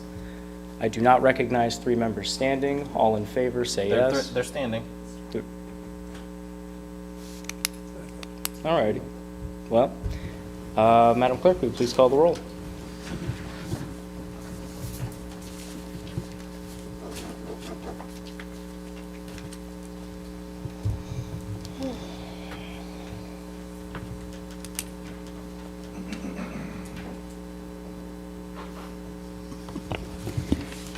Alderman Simpson, Yes. Alderwoman Scott, Yes. Alderwoman McAdam. Alderman McNamara, Yes. Alderman Malinowski. Alderman Russell. Alderman Connors, Yes. Alderman Gibson. Alderman Pabon. Alderwoman Sanchez. Yes. Alderman Santiago. Yes. Alderman Smedley. No. 7-5. 7 is yes. Thank you. Alrighty, this item is tabled. The ninth item on our agenda is item number 36551, to amend sections of the zoning ordinances related to short-term rental regulations. May I have a motion? Mr. Chair, Alderman Smedley. I make a motion to accept and refer to the council with a neutral recommendation, item 36552. Sorry, 36551 or 2? We're on 10, correct? 9. Item number 9. 36551. I apologize. I That's jumped ahead, I apologize. No, no. 36551, correct. Thank you. All right, motion to refer this back to the council with a neutral recommendation is made by Alderman Smedley, seconded by Alderman Russell. And at this time, I'd like to welcome Jack Benjamin back up to read into the record the recommendation of the City Plan Commission. Good evening. On item number 36551, the City Plan Commission recommends approval of the zoning text amendment. Pursuant to Public Act 24-143, towns may regulate short-term rental use in their zoning ordinances. The proposed amendment establishes an application process that includes special exception approval with an annual zoning permit renewal, as well as safeguards to protect the character of the surrounding neighborhood. Thank you. Is there any discussion? I do have one question. Yes. Mr. Benjamin, are there properties that are currently being used as, I saw Airbnb in the presentation, so I'm going to pull that out of the hat. Are there any short-term rentals currently being We don't know. Any So this properties is, used as yeah, this is an attempt to sort of bring some of those properties to light. We would like, obviously, folks who are planning or do use their properties as Airbnbs to register with the city. How would the city go about finding out if there are short-term rentals? I hesitate to give away all the secrets of the zoning enforcement officer. They're active, they're on the street, you know, they take reports in on a regular basis about nuisance properties. That could be a way that a property being used as a short-term rental that has issues would be exposed. In general, I would say with zoning enforcement, we're not seeking these things out. We're responding to complaints or issues that present themselves. In general, this is to give teeth to enforcement on this issue. Thank you. Is there any other discussion? Mr. Chairman, Alderman McNamara. I don't want to prejudice this particular zoning change because I think I'm for it. However, the plan recommendations are very important in terms of how the council makes its decision. I believe this, did this come this morning to the council, or was this previously known? I believe the question is, was this part of the, and correct me if I'm wrong, Alderman McNamara, was this part of the decisions made by yesterday's City Plan Commission meeting Yes. or the month prior? Correct. This was yesterday's. Yeah, now, we actually, with 36551, we just entered the slew of amendments and changes that were seen by City Plan yesterday and referred by you all on, during the August council meeting. Yep. All right, thank you. Well, I'd like to bring this back, but at this point, I'd like to table this for that, the reasons stated. All righty. Is there a second? But point of information, Go ahead. One sec. It's on the motion. Sorry, yeah. Is there a second? on the- Although I will say, Alderman McNamara, if you could just formally say, I make a motion to table, just to clarify for the record. Thank you. Thank you, council. Thank you. A motion to table. Second. All righty, there's a motion to table this item made by Alderman McNamara, seconded by Alderwoman Sanchez. Alderman Smedley, go ahead. There's no discussion on a motion to table. No. Oh, no, I'm sorry. So, all in favor, please say aye. Aye. All opposed, say nay. Nay, party line. Motion carries. All right. Point of information, Mr. Chairman. Go ahead. Was that item specifically through you to Mr. Benjamin, I assume, was this item, item number 9 that we just tabled, on the council agenda and referred to this committee at the August council meeting? Correct. So Yes. it was publicly stated and discussed there. And petitions were submitted And then it over 30 was- days ago. And then it was publicly heard at the zoning commission meeting, is that correct? It was heard at city Open plan. to the public, notice on our website? Correct. Council members can attend? Correct, as are the next few of Okay, these. so, thank you. Mr. Chair, I'm just confused about what more time is needed. It's been a month and a half on these resolutions that are being tabled. That's all, thank you. Mr. Chair, one inch. Alderman Santiago. As though the alderman says that these was presented in August and it was presented in the council yesterday, but the information that we are getting now about why these petitions or resolutions were put in was actually done yesterday. So again, the information that we're getting from 9:15 was done yesterday, in which we got today. So as doing our due diligence for our residents that we come through and asking us to do our job, this is what we're doing. If it takes time, it takes time. But you know what? As long as we get it right. That's the most important part of this whole thing, is to get it right and make sure that our residents get their voices heard. And that's what we were here for, and that's what we were voted for, and that's what we're gonna do. If you don't have a problem, you have a problem with it, then don't run next year. That's the problem. We're here to represent the residents, and this is what we're doing. Point of order. Yeah. Thank you. Let's, Oh, point of Hey. order, seriously out of line. All right. Mr. Chairman. all right, all right. Trying not to break the gavel tonight. I'm gonna, for the sake of, the word is escaping me, but to keep the peace. It's tabled.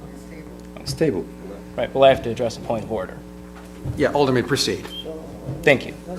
I'm going to dismiss these points of order and just encourage that everybody behave collegially. We are elected to represent people, and, That's it. I'm sorry, Alderman Russell? Okay. I will say that what does, and to address Alderman Smedley's point, I think one thing that sets this item aside from the others on the agenda today is the city isn't aware of the material conditions that this would go through. So we're not even aware of what the impact could be compared to the other items which have, detailed zoning changes. We're aware of what properties are there. And in addition to that, I would be curious to see what other cities have for regulations of things like Airbnb units or short-term rentals. And with that, we will move on to the 10th item on the agenda. Item number 36552, to amend sections of the zoning ordinances related to signage regulations. May I have a motion? Mr. Chair, Alderman Smith. I make a motion to accept and refer to the full council with a neutral recommendation, item 36552. All righty, we have a motion to recommend this to the council with a neutral recommendation made by Alderman Smedley, seconded by Alderman Russell. And I'm going to invite Jack Benjamin back up to read into the record the recommendation of the City Plan Commission. Welcome. Thank you. Item number 36552, the City Plan Commission recommends approval of the zoning text amendment. The OP and industrial districts have large buildings and parcels requiring directional signage sizable enough to redirect or to direct traffic safely around the site. Also, removing the clear space requirement under a sign reduces the overall height requirement for ground signs. All righty, is there any discussion on this item? Through you, Mr. Chair, to Mr. Benjamin. Mr. Smedley. Mr. Benjamin, for item number 10 and the previous 9 items, was all this information included in the common council packet at the last common council meeting where we referred these to the committee? Correct. I also have a working phone number, email address, and my office door is open. So should anybody have questions on petitions, they are more than welcome to contact me. So there is no new information beyond the recommendation of the City Planning Commission? Correct. Tonight? Correct. Thank you. That's all. Thank you. Is there any other discussion? Mr. Chair, Alderman Santiago. make a motion to table item number 10. All righty, there's a motion to table this item made by Alderman Santiago, seconded by Alderwoman Sanchez, and a roll call vote. I see 4 members standing. So, Madam Clerk, will you please call the roll?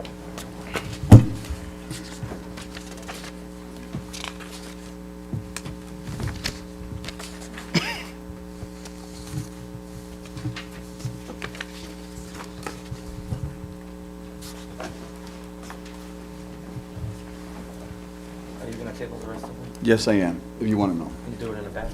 Alderman You want to do it in Simpson. batch? I can do it. Hang on now. Yes. Alderwoman Scott. Yes. Alderwoman McAdam. Alderman McNamara. Yes. Alderman Malinowski. Alderman Russell. Yes. Alderman Connors. Yes. Alderman Gibson. No. Alderman Pabon. Alderwoman Sanchez. Yes. Alderman Santiago. Yes. Alderman Smedley. No. 7 to 5.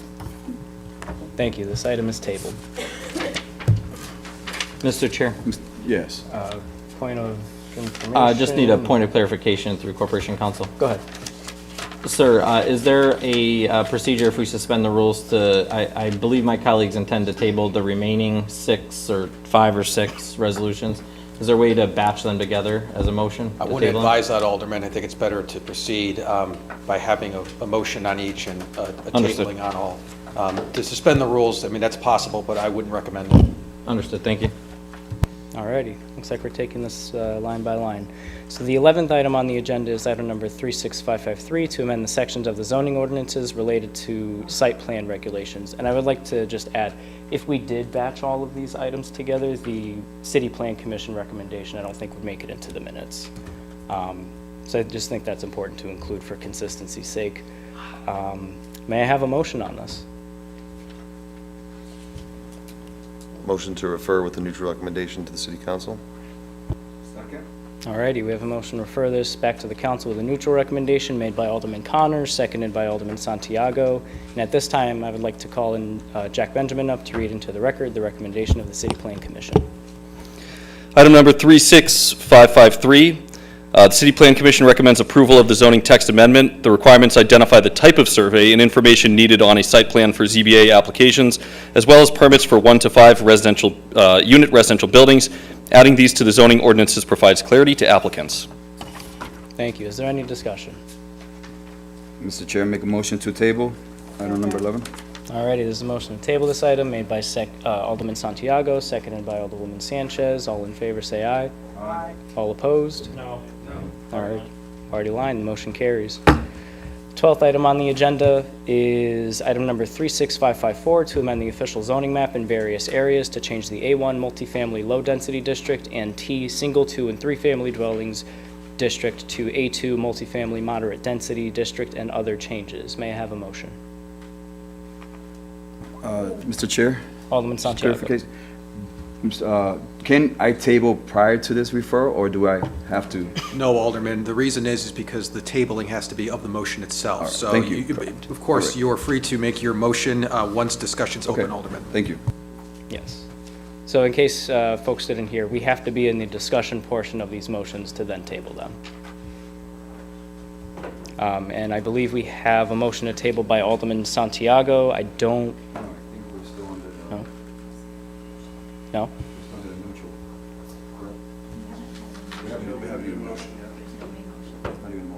Oh, I see, I see. Mr. Chair, make a motion to refer item number, was it 12, correct? 11. Second. Item 11, no, we're in 12 right now. 12. Hey, we're on 12, Alderman. We're on 12. 36554. Yes, correct. I make motion to. Oh, yes, my apologies. To accept and refer to the council with a neutral recommendation, item number 36554. Second. All righty. We have a motion to refer this back to the Common Council with a neutral recommendation made by Alderman Santiago, seconded by Alderwoman Scott. And at this time, I'd like to call up Jack Benjamin to read into the record the city plan recommendation. Item number 36554, the City Plan Commission recommends approval of the zoning map amendment. This area generally comprised of 2 and 3 family houses that are not compliant with the requirements of the A1 Garden Apartment District. Changing the zone to T and A2 will bring more properties into compliance and better position 500 Bird Street for potential redevelopment opportunities. Thank you. Is there any discussion? Mr. Chair, I make a motion to table item number 12. All righty, there's a motion to table this item made by Alderman Santiago, seconded by Alderwoman Sanchez. All righty. I recognize 5 members standing. Thank you. Madam Clerk, will you please take us away?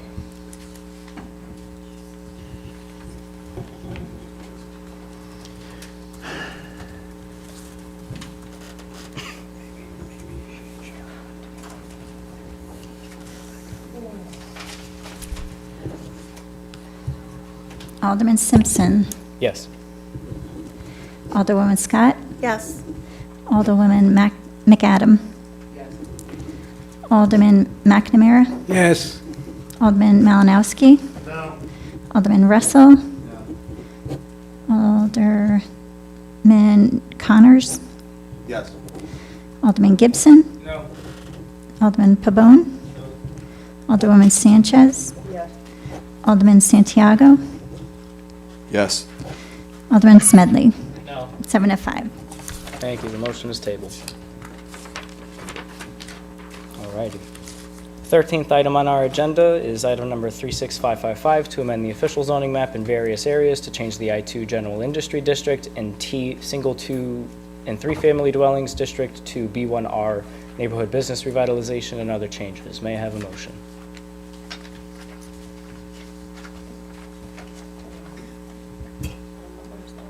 This is item number 13.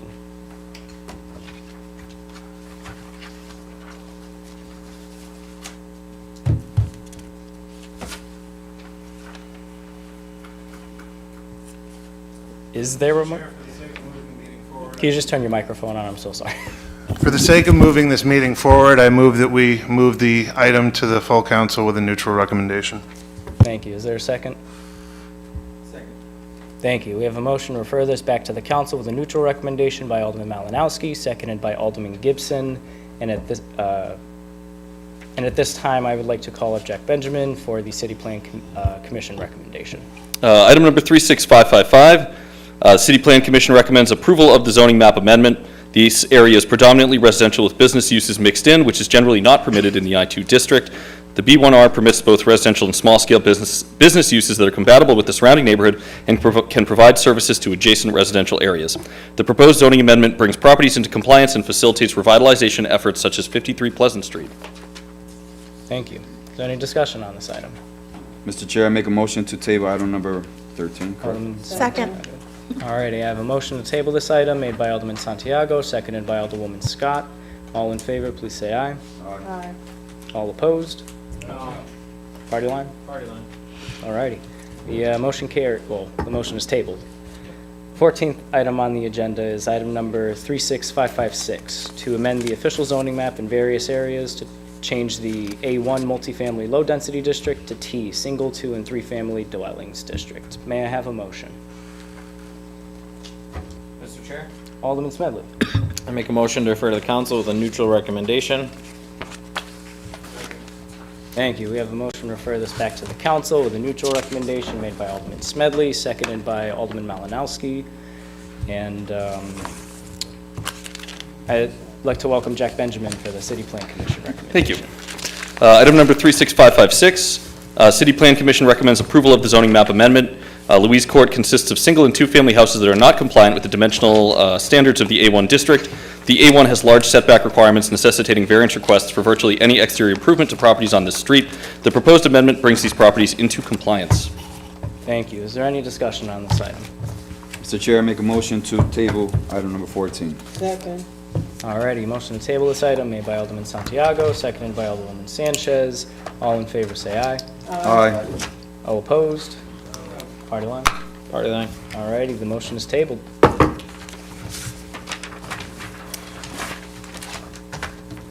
And last but not least, the 15th item on our agenda is item number 36557 to amend the official zoning map in various areas to change the I-2 General Industry District to I-3 Industry, Transportation, and Logistics District, change the split zone I-2 General Industry District and T Single, 2, and 3 Family District to T Single, 2, and 3 Family Dwellings District, and other changes. May I have a motion? Mr. Chair? Alderman Smedley. Make a motion to recommend the item to the council with a neutral recommendation. Thank you. We have a motion to refer this back to the council with a neutral recommendation made by Alderman Smedley, seconded by Alderman Gibson. And I would like to welcome Jack Benjamin for the final City Plan Commission recommendation on this item. Good evening. Item number 36557. City Plan Commission recommends approval of the zoning map amendment. The current I-2 district along South Street allows for a stark contrast between heavy industrial uses on the north side of the street abutting low-density residential on Wynola Avenue. The B1 district generally permits business uses and provides a more moderate transition from industrial to business to single-family residential. The I-3 located south of South Street is a large open area in close proximity to the highway and is suited to transportation and logistics uses. Thank you. Is there any discussion on this item? Mr. Chair, Alderman Santiago? I make a motion to table Second. We have a motion. item number 15. Thank you. We have a motion to table this item made by Alderman Santiago, seconded by Alderwoman Sanchez. All in favor, say aye. Aye. All opposed, nay. The ayes have it. Thank you. This item is tabled, and, Mr. Chair, make a motion to adjourn. all right. Second. We have a motion to adjourn made by Alderman Santiago, seconded by Alderwoman Sanchez. All in favor, say aye. Aye. All opposed, nay. Yeah, it's you want to. unanimous. We are adjourned. The time is 8:35 PM. Thank you, everybody. We have one more, right? We have one more, right? 5 minutes because I gotta run to the bathroom, but I forgot to put on the notes. Couple more items here. Here, this one, you have to call Jack Benjamin because he's gonna read the city plan report for this one item. Okay. I just didn't put it in the notes, so after they make the main motion, Which one? after, item number 2, after they make the main motion, just call Jack up to read the recommendation of the city plan. On item number 2, not item number 1, and I'll be This is back. Mount Pleasant. You're gonna do Mount Pleasant. Yep, they're going to. Oh, I see, In the I next see, okay. one. Yeah, I just need 5 minutes. And just as a reminder to the room, we do have another meeting immediately after the one we just ended. It is regarding the Mount Pleasant redevelopment. So if you're interested, feel free to hang out, and all the folks, please stay here. Yes, it was tabled. It was tabled, we'd like to get your reaction to the explanation. The information that when I told you about that we don't have the say was, what happened was. Well, that- I heard your version, then I heard other people say like, what basically it Was sounds to variance. me like just a girl who's not part of this, and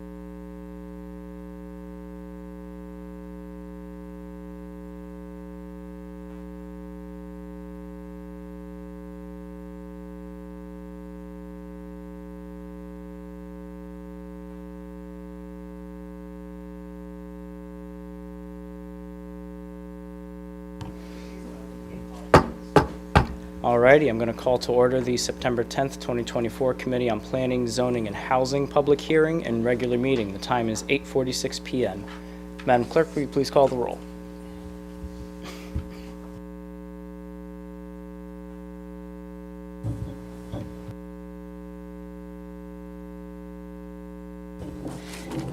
Alderman Simpson. Present. Alderwoman Scott. Here. Alderwoman Barbosa. Alderwoman McAdam. Alderman McNamara. Here. Alderwoman Saavedra. Alderman Malinowski. Alderman Russell. Alderman Hargraves. Alderwoman Sanchez. Alderman Pabon. Alderwoman Sanchez is a voting member for Wilma Barbosa, and Wilfredo Pabon is the alternate for Alderwoman Sharon Beloin Saavedra, and also a voting member. Thank you. Also seated as Alderman Connors and Alderman Smedley. Thank you. And this is a quorum, I believe? There is a quorum. Thank you. Alrighty, and Madam Clerk, will you please read into the record the notice of the public hearing? Mr. Chair, I move that we waive the reading of the public, or the legal notice. Thank you. We have a motion to waive this reading made by Alderman Malinowski, seconded by, apologies, Alderman Pabon. There's no discussion on this, correct? No, Alderman, you may proceed with calling for the vote. Thank you. All in favor say aye. Aye. All opposed say nay. Alrighty, the reading is waived. So having been noticed properly, we will begin the public hearing. Please remember to state your name and address for the record and limit your speaking time to 3 minutes. The item for this public hearing is item number 36574, Amendment to Chapter 25 of the Code of Ordinances regarding accessory dwelling units. Are there any speakers for this item? Are there any speakers for this item? One last time, are there any other speakers? There's no callers? No callers. Thank you. Alrighty. Seeing no speakers, we will close the public hearing and move on to the regular meeting. The time is now 8:49 p.m. The first item on the agenda is item number 36574, Amendment to Chapter 25 of the Code of Ordinances regarding accessory dwelling units. May I have a motion? Mr. Chairman, Alderman McNamara. make a motion to accept and refer to full council with a neutral. Alrighty, I have a second motion to refer this back to the council with a neutral recommendation made by Alderman McNamara, seconded by Alderman Russell. And is there any discussion on this item? Yes, Mr. Chairman. Alderman Malinowski. I make a motion to amend the resolution by deleting section 24-5. Is there a second? Second. Thank you. Alrighty, we have a motion to amend this item made by Alderman Malinowski, seconded by Alderman McNamara. Is there any discussion on the amendment? Alrighty, seeing none, all in favor say aye. Aye. All opposed say nay. Motion carries. The text is deleted. Now back to the motion as amended. Is there any discussion? Alrighty, seeing none, all in favor on the motion as amended, say aye. All opposed, say nay. Alrighty, the motion carries as amended. The second item on the agenda is item number 36575, the execution of a ground lease and land disposition agreement with the New Britain Housing Authority and JHM Group. May I have a motion? Mr. Chairman, Alderman McNamara. make a motion to accept and refer to full council with a neutral. Thank you. We have a motion to refer this back to the council with a neutral recommendation made by Alderman McNamara, seconded by Alderman Russell. Is there any discussion? And at this time, I would like to welcome up Jack Benjamin to read the recommendation of the City Plan Commission. Good evening. So this is on application 36575, a lease agreement with the New Britain Housing Authority and JHM for Mount Pleasant. This is an ordinance 19-22 review done by City Plan Commission, and the City Plans Commission's recommendation.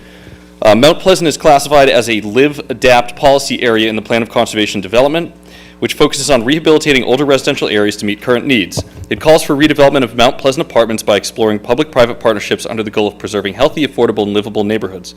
This project also addresses other housing-related objectives, such as maintaining a diverse housing stock that supports all stages and income levels. Thank you.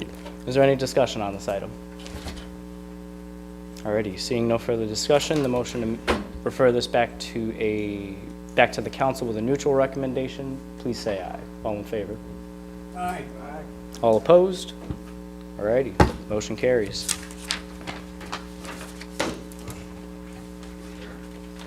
Alrighty, there is a motion to adjourn made by Alderman Malinowski, seconded by Alderwoman McAdam. All in favor say aye.